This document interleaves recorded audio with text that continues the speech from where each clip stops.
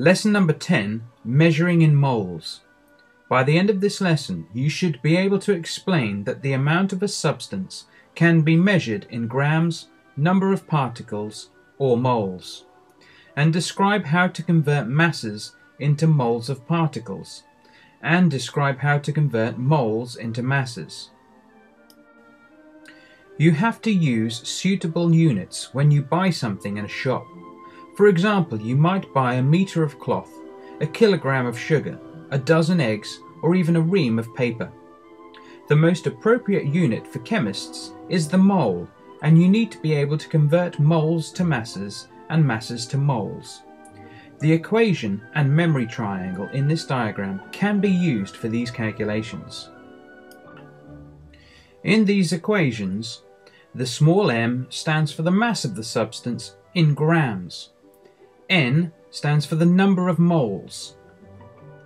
Capital M small r is the relative formula mass. Here is a worked example. What is the mass of 2.5 moles of iron oxide? The formula for iron oxide is Fe2O3. So the relative formula would be 16 times 3 plus 56 times 2 for a total of 160. Now 1 mole of iron oxide would weigh 160 grams.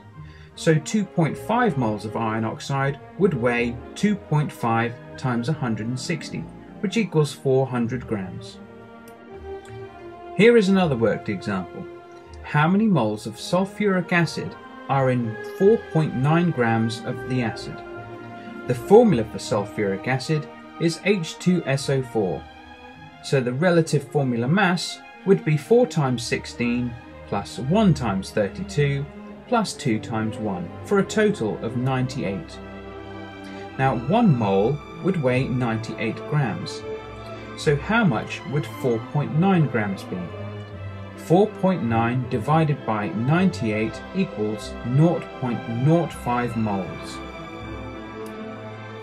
A mole of a substance is much more than just a mass in grams. It is also a fixed number of particles. This number is called the Avogadro constant and is equal to 6 times 10 to the 23 particles per mole. This is a very large number, but we can use it to carry out calculations involving moles, masses, and the numbers of particles. The particles that make up a mole of a substance depend on its formula and can be described as its formula units. In calculations, it is important to understand what the formula units represent, as they may be atoms, molecules, or ion pairs. Formula units are what the formula represents. For some examples of formula units, observe this diagram. 64 grams of copper metal contains 6 times 10 to the 23 copper atoms. 18 grams of water contains 6 times 10 to the 23 water molecules. 40 grams of sodium hydroxide contains 6 times 10 to the 23 sodium and hydroxide ion pairs.